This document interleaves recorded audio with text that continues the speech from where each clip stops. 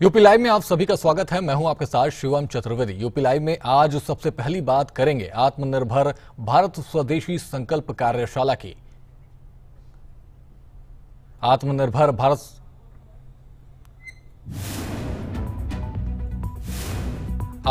भारत स्वदेशी संकल्प कार्यशाला प्रदेश स्तरीय कार्यशाला का लखनऊ में हुआ आयोजन। सीएम योगी आदित्यनाथ ने कार्यशाला का किया शुभारंभ। कार्यशाला का मुख्य focus for local make in India अभियान को मजबूत करना रहा फोकस। तो बड़ी खबर सामने आ रही है लखनऊ से, जहां पर आत्मनिर्भर भारत स्वदेशी संकल्प कार्यशाला का आयोजन हुआ। प्रदेश स्तरीय कार्यशाला का लखनऊ में यह आयोजन किया गया। सीएम योगी आदित्यनाथ ने कार्यशाला का शुभारंभ किया। कार्यशाला का मुख्य फोकस वोकल फॉर लोकल रहा और मेक इन इंडिया अभियान को मजबूत करने पर रहा फोकस। मेक इन इंडिया पर जोर देते हुए नजर आए सीएम योगी आदित्यनाथ और सीएम योगी आदित्यनाथ ने कार्यशाला का शुभारंभ किया। कार्यशाला का मुख्य फोकस वोकल फॉर लोकल रहा। मेक इन इंडिया अभियान को और मजबूत करने पर रहा पूरा फोकस। और इसको लेकर के लखनऊ में लगातार बैठक जारी है। आत्मनिर्भर भारत स्वदेशी संकल्प कार्यशाला प्रदेश स्तरीय कार्यशाला का लखनऊ में हुआ आयोजन।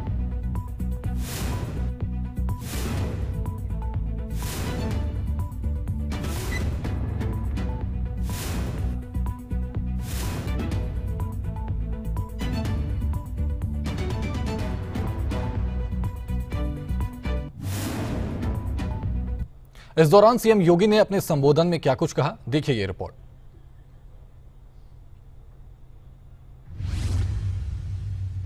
हर घर स्वदेशी, हर घर स्वदेशी।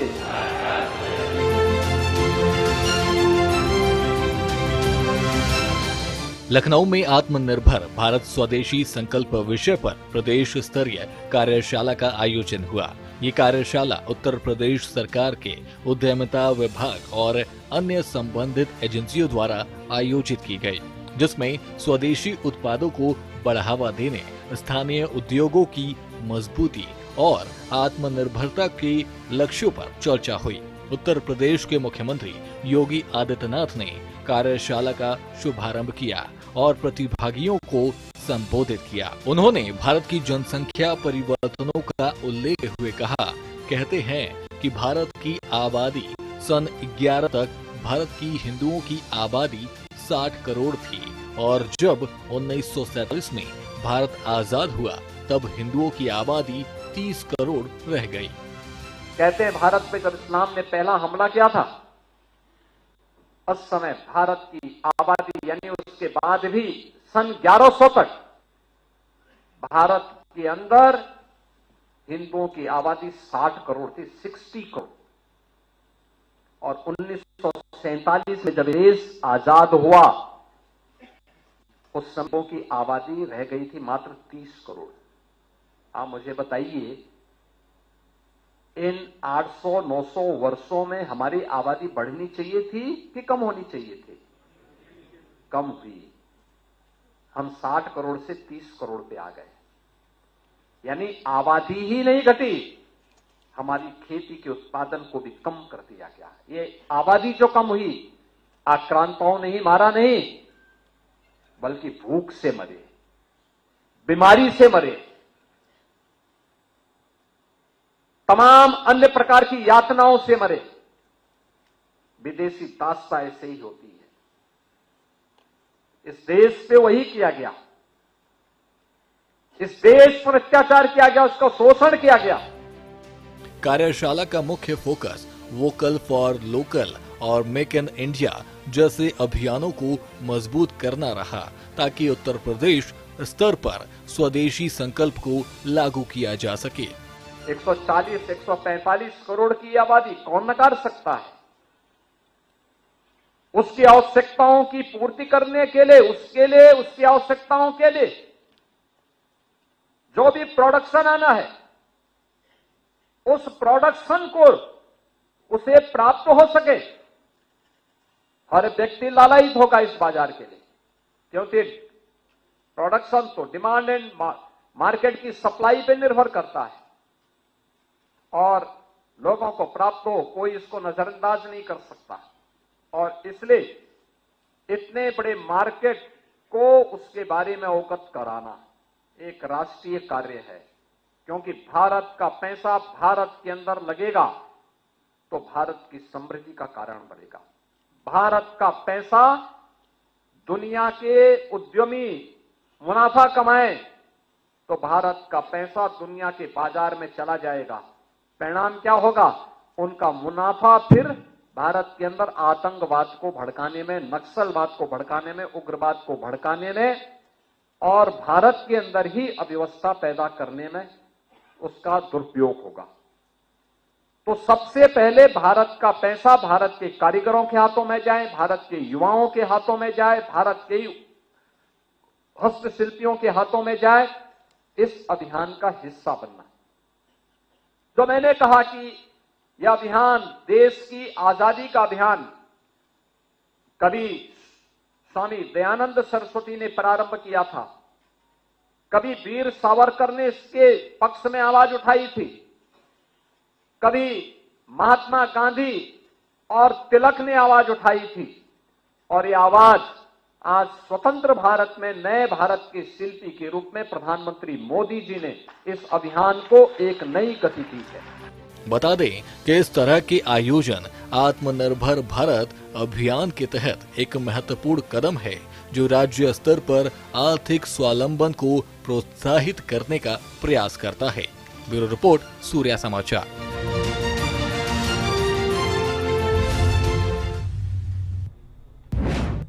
वहीं समाजवादी पार्टी के नेता और पूर्व में सांसद रहे आजम खान जेल से रिहा कर दिया गया है। आजम खान अक्टूबर 2023 से जेल में थे। इस दौरान उन पर अनेक पहले के कार्यकाल से जुड़े कुछ मामलों को लेकर मुकदमे दर्ज थे, जिनमें उन्हें हिरासत में रखा गया था। लेकिन अब इलाहाबाद हाई कोर्ट से उनको जमानत मिली है। इसके बाद समाजवादी पार्टी और समर्थकों का क्या कुछ कहना है, देखिए ये रिपोर्ट।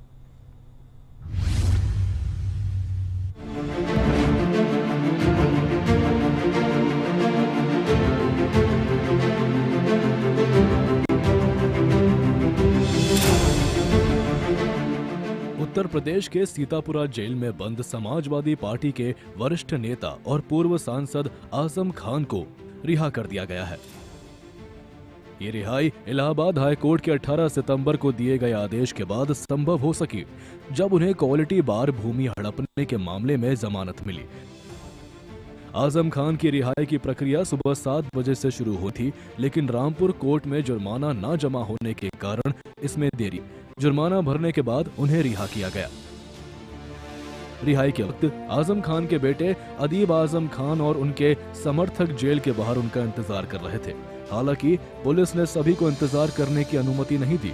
जेल से रिहाई के बाद उनका काफिला रामपुर की ओर रवाना हुआ, जहां समर्थकों की भारी भीड़ देखी गई। आजम खान की रिहाई को लेकर सपा प्रमुख और सांसद अखिलेश यादव ने कहा कि सपा नेता आजम खान जेल से रिहा हो गए हैं। मैं इसके लिए न्यायालय का आभार व्यक्त करता हूं। हम समाजवादियों को विश्वास था कि न्यायालय न्याय करेगा। हमें उम्मीद है कि आने वाले समय में कोई भी झूठा मुकदमा दर्ज नहीं किया जाएगा और कोई अन्याय नहीं होगा। और आज ही हम लोग देख रहे हैं कि समाजवादी पार्टी के नेता आदरणीय आजम खान साहब, उनकी भी रिहाई हो चुकी है। इसके लिए मैं कोर्ट को धन्यवाद देना चाहता हूं। और यही हम समाजवादियों का भरोसा था कि कोर्ट न्याय करेगा और उन्हें न्याय मिलेगा। जिसको एक्सटेंशन पे एक्सटेंशन पे एक्सटेंशन पे एक्सटेंशन पे एक्सटेंशन कम बोला है मैंने, लगातार मिला है, वो अन्याय नहीं करेंगे।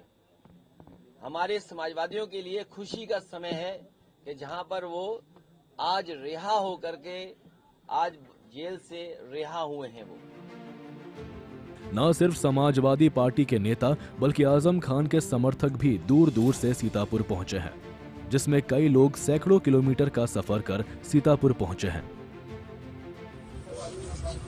रामपुर से आए हैं, बड़ी खुशी का दिन है आज। मोहम्मद आजम खान 2 साल के अंदर 2 साल हो गए सीतापुर जेल में लगभग, वो रिहा हो रहे हैं और बहुत खुशी का दिन है। और खाली खुशी रामपुर नहीं, पूरे हिंदुस्तान में खुशी है और खुशी का माहौल है। लोग खुशी मना रहे हैं कि मोहम्मद आदम खान सीतापुर जेल से। आज हमारे पूरे देश में खुशी की लहर है और हम खासतौर से रामपुर, बिजनौर, अयोध्या के सभी लोग इकट्ठे हुए हैं। हमें जो इंसाफ मिला है, देर मिला मगर दुरुस्त इंसाफ मिला। आज हम बहुत खुश हैं। रामपुर उत्तर प्रदेश से है और बहुत सी गाड़ी को तो बाहर रोक दिया गया, आ रहे हैं लोग। बहुत खुशी का दिन है, पूरे प्रदेश में खुशी है, खुशी की लहर दौड़ गई है हर बिरादरी में, पूरे यूपी में, सारे जनपदों में। मैं अयोध्या से रिजवान रसूल हूँ, विधानसभा रुदौली से प्रदेश समाजवादी पार्टी का सेक्रेटरी हूँ। इतना खुशी का दिन है कि शायद ही हम बयान नहीं कर सकते हैं। हम खुश हैं, हमारे खुशी के इतने आंसू हैं कि हम रोक नहीं पा रहे। बता दें कि आजम खान को 2023 से विभिन्न आरोपों के तहत जेल में रखा गया था। इनमें सबसे बड़ा था 2013 में मंत्री रहते हुए उनके परिवार के सदस्य को भूमि आवंटन का आरोप, जिसे हाल ही में इलाहाबाद हाईकोर्ट ने जमानत दे दी। इसके अलावा डूंगरपुर कॉलोनी से जबरन बेदखली, फर्जी जन्म प्रमाण पत्र और सड़क अवरोध जैसे मामलों में भी सजा हुई थी। कुल मिलाकर उनके खिलाफ 81 मामले लंबित थे, जिनमें से अब सभी में जमानत मिल चुकी है। ब्यूरो रिपोर्ट, सूर्य समाचार।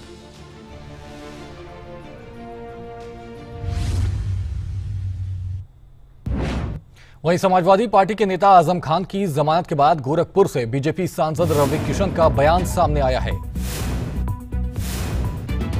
गोरखपुर से सपा प्रमुख अखिलेश यादव पर रवि किशन का पलटवार। रवि किशन ने आजम खान की जमानत पर रखी अपनी बात। अब यूपी जंगलराज गुंडाराज को नहीं देखना चाहता, रवि किशन ने कहा है और अपने बयान में कहा है प्रदेश बाहुबली और किडनैपिंग राज को नहीं देखना चाहता। रवि किशन ने कहा है और 2027 में भी हम लोग 300 पार होंगे, रवि किशन ने अपने पलटवार में कहा है और अखिलेश यादव पर पलटवार करते हुए।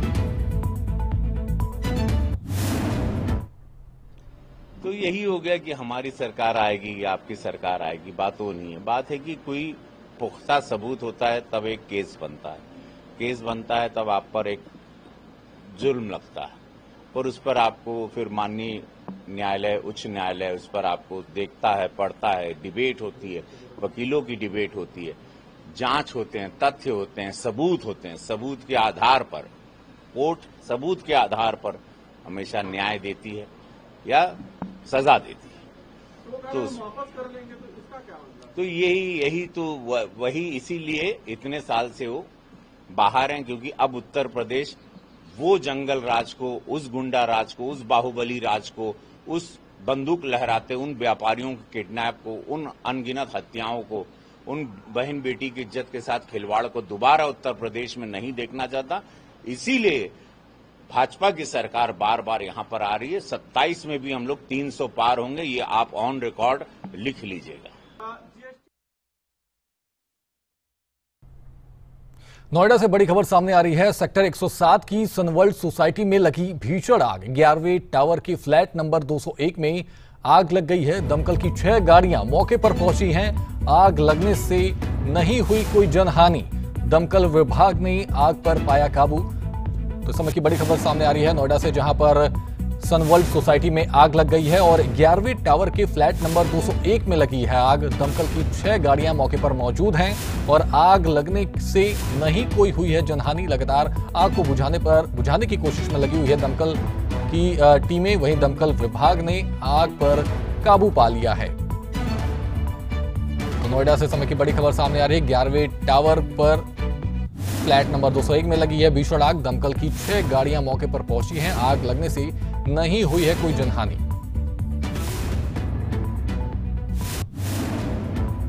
2:45 पे हम लोगों को कंट्रोल रूम के माध्यम से ये सूचना प्राप्त हुई कि सनवर्ल्ड सोसाइटी 107 सेक्टर में टावर नंबर 11 के सेकंड फ्लोर में आग लगी है। शुरुआती दौर में हम लोग को सूचना प्राप्त हुई कि 3 से 4 फ्लैट में आग लगी है, इसलिए हमने यहाँ पे गाड़ियाँ ज़्यादा भेजी है। 6-7 हमने यहाँ पे गाड़ियाँ भेजी है। यहाँ आके देखा गया कि खाली एक फ्लैट 201 में आग लगी है। त्वरित कार्रवाई करते हुए हमारे कर्मचारियों ने अंदर घुसे हैं और आग को पूर्णतः बुझा दिया। तो शुरुआती में यहाँ पे बता रहे हैं कि बालकोनी से कोई आग स्टार्ट हुई थी और वहाँ से एसी था, एसी भी ब्लास्ट हुआ और उसकी वजह से आग फैल गई है। पूरा फ्लैट ही लगभग जल गया है। पर इसमें अच्छी बात यह है कि इसमें कोई भी इंजरी नहीं है, कोई भी जनहानि नहीं। बिल्कुल इसमें 3 लोग कमरे में थे, मौजूद थे अंदर में, परंतु आग जो है शुरुआत में छोटी थी, तो इसीलिए ये लोग यहाँ से बाहर निकल गए थे। टावर गार्ड के द्वारा और इनके द्वारा आग शुरुआत में बुझाने की कोशिश की गई यहाँ के फायर एक्सटिंग्विशर से, परंतु आग जो है अचानक एसी में बढ़ गई और जो है आग पूरी तरह फ्लैट में बढ़ गई।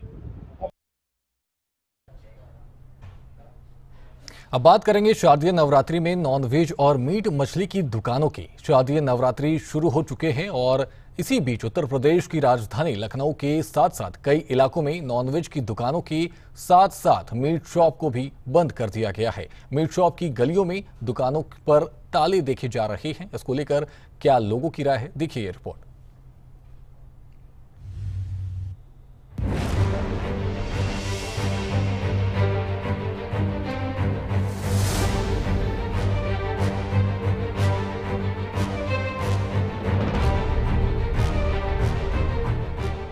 लखनऊ में मांस और मछली विक्रेताओं ने शारदीय नवरात्रि शुरू होते ही अपनी दुकानें बंद कर दी हैं। दुकानदारों ने यह फैसला उत्तर प्रदेश प्रशासन के आदेश के बाद लिया है। लखनऊ के अलावा हापुड़, उमरिया जैसे क्षेत्रों में पुलिस और स्थानीय निकायों ने 10 दिनों तक मांस मछली दुकानों को बंद रखने के सख्त निर्देश जारी किए हैं। नवरात्रि जैसे धार्मिक पर्वों के दौरान देश के कई हिस्सों में मांस मछली की बिक्री पर स्वैच्छिक या प्रशासनिक रोक लगना आम है। ये सांस्कृतिक संवेदनशीलता को बनाए रखने के लिए किया जाता है। ये मछली का काम करते हैं। सर मुझे तो चौकी से आदेश मिला हुआ है, तो उसका पालन तो करना ही करना है मुझे।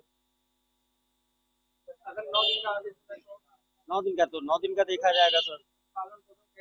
जी पालन बिल्कुल एकदम लगातार चलेगा सर। हाँ, मछुआरों के हम लोग अध्यक्ष हैं और फिर बाद में हम लोग के जितने मछुआरों हैं यहाँ पे मीट मछली का जो दुकानें हैं सब अपनी तरफ से बंद करे हुए हैं। हमको नगर निगम से आदेश आता है चौकी पे, चौकी वाले हम लोग को आदेश देते हैं। अभी तो कोई ऐसा नहीं दिया है कि 1 दिन के लिए हमको दिया है। अभी बता दें कि उत्तर प्रदेश सरकार ने इससे पहले भी चैत्र नवरात्रि के लिए धार्मिक स्थलों के 500 मीटर दायरे में मांस मछली की बिक्री पर प्रतिबंध लगाया था। यह आदेश अवैध भूचड़ खानों को बंद करने और लाइसेंस शर्तों पर पालन करने पर केंद्रित था। हालांकि शारदीय नवरात्रि के बाद रामनवमी जैसे विशेष दिनों पर पूरी तरह से पाबंदी लागू होती रही है। उल्लंघन पर कार्रवाई की चेतावनी भी दी गई है, लेकिन अभी तक कोई बड़ी घटना रिपोर्ट नहीं हुई। यह निर्णय धार्मिक भावनाओं का सम्मान करने और सामाजिक सद्भाव बनाए रखने के उद्देश्य से लिया गया है। ब्यूरो रिपोर्ट, सूर्य समाचार। वहीं गाजियाबाद में महिला पुलिस टीम की कार्रवाई सामने आई है, जिसमें एक बदमाश को महिला टीम ने काबू किया है। इस कार्रवाई में शामिल सभी पुलिसकर्मी महिलाएं थीं, जिन्होंने दर्जन भर मामलों में वांछित बदमाश को मुठभेड़ के बाद गिरफ्तार कर लिया है। इसकी जानकारी नंदग्राम की एसीपी ने दी है। महिला टीम की इस कार्रवाई पर देखिए ये रिपोर्ट।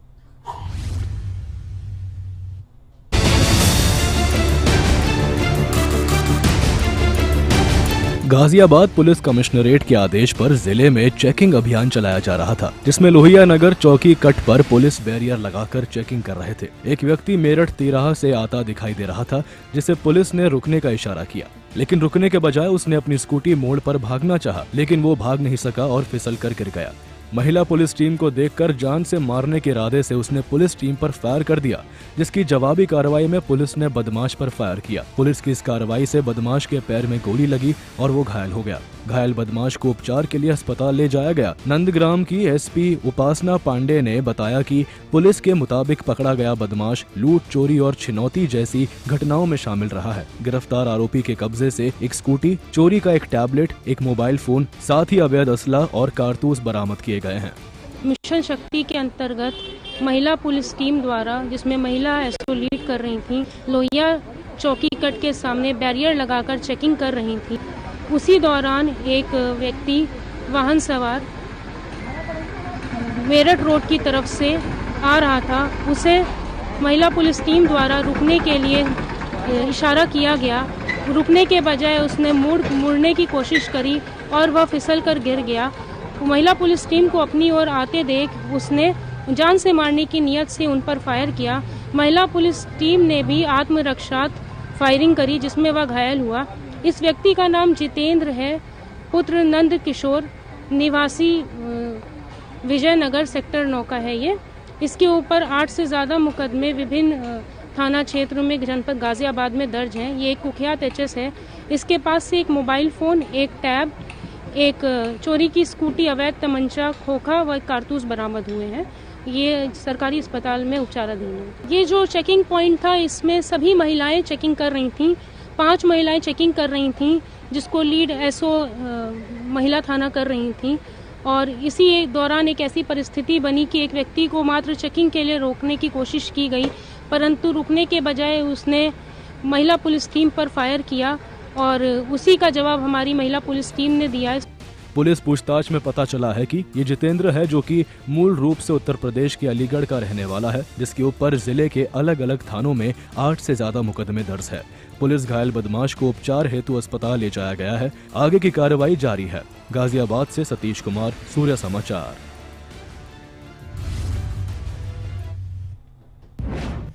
अलीगढ़ में मंगलवार सुबह एक हादसा हो गया जिसमें एक ट्रक और कार की टक्कर हुई। टक्कर इतनी जोरदार थी कि कार में आग लग गई। क्या रही इस हादसे की वजह और कितना हुआ नुकसान, देखिए ये रिपोर्ट।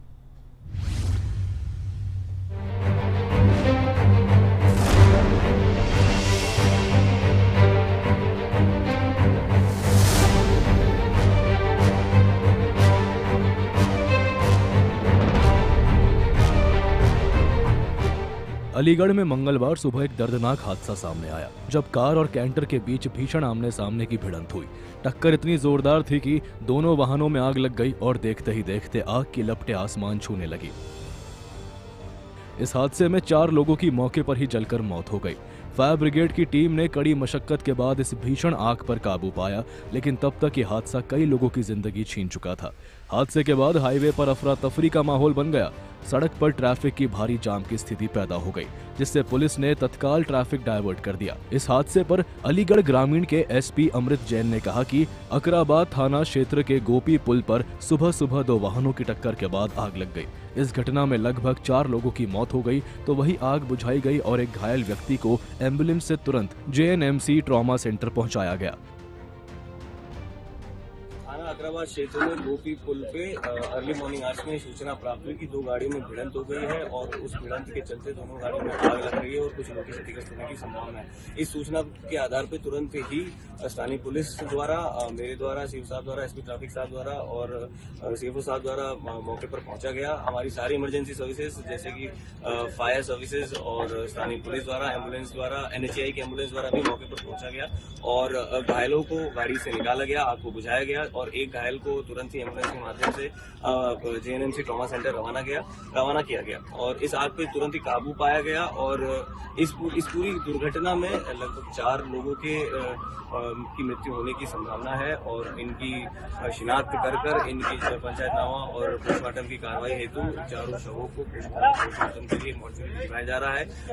जल्दी ही इनकी पहचान कर आगे की विधिक कार्रवाई भी अमल में लाई जाएगी। ट्रैफिक इस एक्सप्रेस वे को पूरी तरह सुचारू रूप से चालू है और मौके पर शामिल।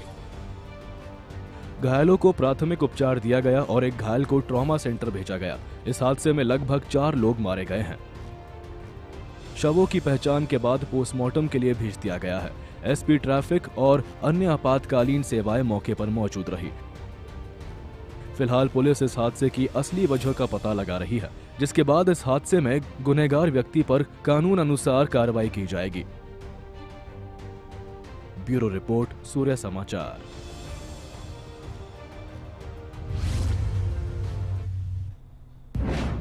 फिलहाल यूपी लाइव में इतना ही। आप बने रहिए सूर्य समाचार के साथ। नमस्कार।